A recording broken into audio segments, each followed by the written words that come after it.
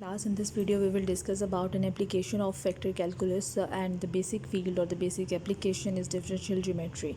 Differential geometry itself is a subject or is a branch of mathematics that deals with the study of space, curves and surfaces with the help of vector calculus. That what we have discussed right now, we are going to apply it on a subject or on a field which is basically named as a differential geometry. So with the help of vector calculus we are going to discuss different properties of space curves. Space curves are not new for us. We have already discussed little bit about it, that the space curves are the curves that lie in the spaces or the three-dimensional curves, while the plane curves are the curves that lie in a single plane, that is a two-dimensional figure or a two-dimensional curve. So a space curve is specified as the intersection of two surfaces, and the two surfaces are further parameterized in the one variable.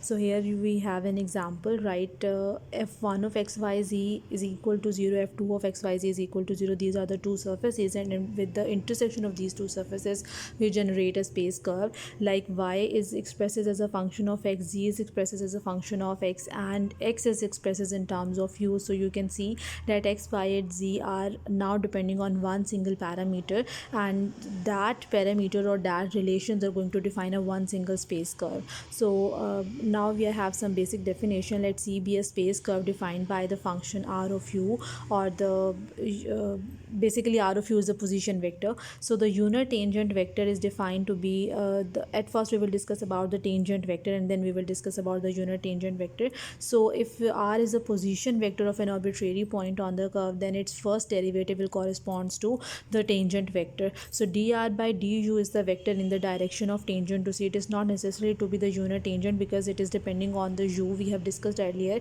that if you want to construct a unit tangent vector, and we construct a unit tangent by taking the derivative with respect to the arc length, but u is not the arc length, it is a single parameter. So dr by du is not a unit tangent vector right now, it is a simple vector in the direction of the tangent vector to the curve at the point p, or at the specific point we are discuss about. So if scalar u is taken as the arc length s measured from the fixed point, then we name it as to be the tangent vector. Otherwise the vector will be in the direction of tangent but not necessarily the unit tangent vector. So dr by du is the vector in the direction of tangent to the c, and dr by ds, whereas is the arc length, is the unit tangent curve to the c, and it is denoted by t. Now why we impose the condition on arc length, or why we take the parameter, or why we take the derivative with respect to the arc length? Because arc length is invariant under parametric representation. So it means that arc length can also be taken as a variable or as a parameter to study the properties of the space curves. That's why we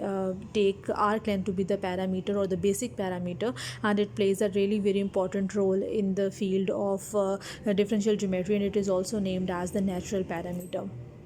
Further, dr by ds by dt will be equal to the magnitude of dr by dt. This is a basic theorem of differential geometry, and why we are saying it, because if you want to transform dr by dt into the unit tangent vector, we divide the vector by its magnitude, and if we divide the vector by ds by dt, it will also be correspond to the unit tangent. So ds by dt will be equal to the magnitude of dr by dt.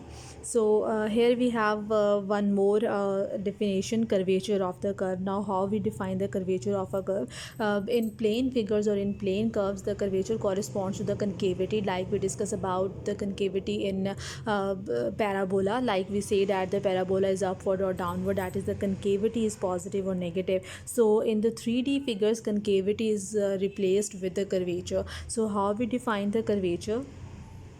By defining the curvature, so curvature is the amount by which a curve deviates from being a straight line, or a surface that deviates from being a plane. So if you're talking about the 2D figures, we say that the curvature is a quantity that relates or that defines that how a curve is deviates from a straight line, and in the 3D figures or for the space curves, we say that it is a quantity or the amount that defines that by which a surface deviates from being a plane. So it defines the curvature of the curve.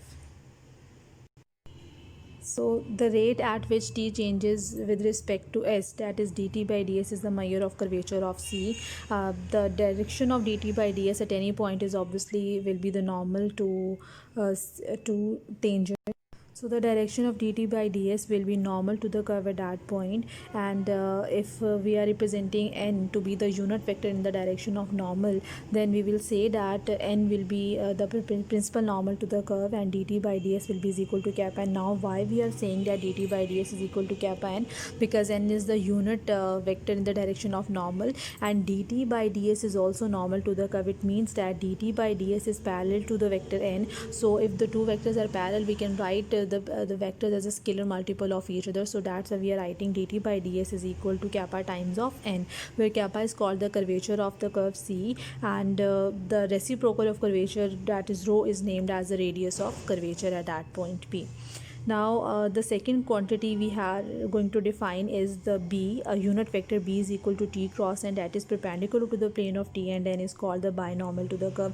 Now we are able to define the three vectors b, t and n. Both all three vectors are the unit vectors. N is the unit normal, t is the unit tangent, and b is the cross product of t cross n, or the cross product of t and n. Now you can see that b, t and n are perpendicular to each other, because n and t are also perpendicular to each other, and b is perpendicular to both t and n. And here we can see t, n and b system, which is also named as the right-handed system, because here we can see n is normal to t and b is normal to both n and t. So at each point of the space curve we define a different b, n and t system. So such the three vectors b, n and t are also named as the right-handed system, or also construct the right-handed system at this point, or we also named it as a trihedral or triad at that point. And we also know that by changing the arc length, because all these are depending on the one single parameter arc length, so by changing the arc length as the coordinate system moves, and it is also named as the moving trihedral, because at each point we are going to have a different trihedral or the triad system. And this vector b is also named as the binormal to the curve. Here you can see that we are having a space curve, and at each point of the space curve, let's suppose at this point here we are representing the tangent to the curve, and normal is perpendicular to the tangent, and binormal is perpendicular to both tangent and normal, just like the case we define in case of x, y and z system. Like x-axis, y is perpendicular to x-axis and z is perpendicular to both x and y. So similarly, tangent, we are having t to be the tangent, then normal is perpendicular to the tangent, and binormal is perpendicular to both tangent and normal. Here you can see that at each point of the space curve, binormal, tangent and normal are changing its direction, or at each point we are having a different trihedral system.